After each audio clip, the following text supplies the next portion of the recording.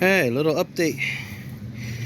I just finished putting the 24 tooth reluctor with a new timing cover for my core packs, which I will show in the video. I just want to show you this my spill free funnel. Boy, I love this thing. Right now it's taking the air out right now because I had to take the water pump out anyways just to get to the timing cover. But everything's back together. No leaks so far that I can see of. Alright, I'm gonna show you inside. And there you go. I don't know if you can see it, but there you go. Got my plug wires. So you got 1, 2, 3 coils. On the other side, you're probably not gonna see it all, but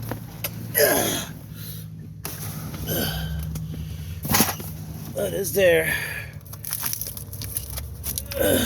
See, we got the plug wires there too. Can't see the front one, but as you can see, I took the coil out in the module because I don't need it no more. So I already got the connector already hooked up to the I think the rec connector on the PCM already. And there you go. Took the cap and rotor off and put this nice fancy cover because that's for the cam sensor. Alright.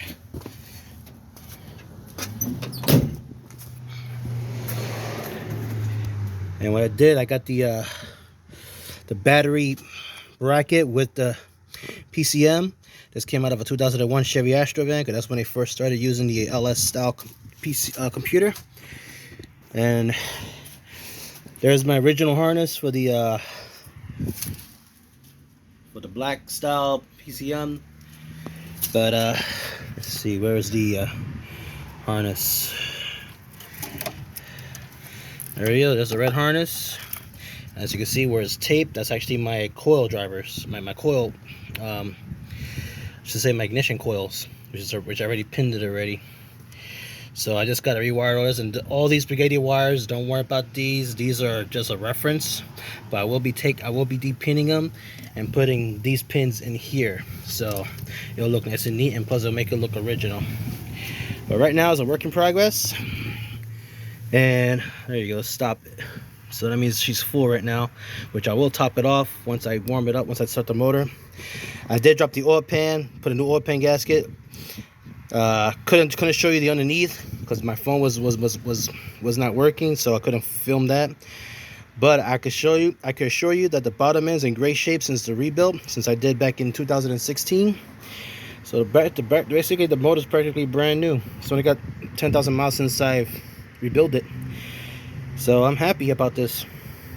I'll keep you guys posted, and I'll let you know how it goes and how everything's gonna look like. Oh, and there's my stock fuse panel, which I will use, because if you can see, I'm not sure you can see, it's got some extra pin outs, or I could add a relay, and I will add an external relay for the second bank, because I'm going to make sure that each bank of coils has got their own relay, so that we can keep track to see which one is not working.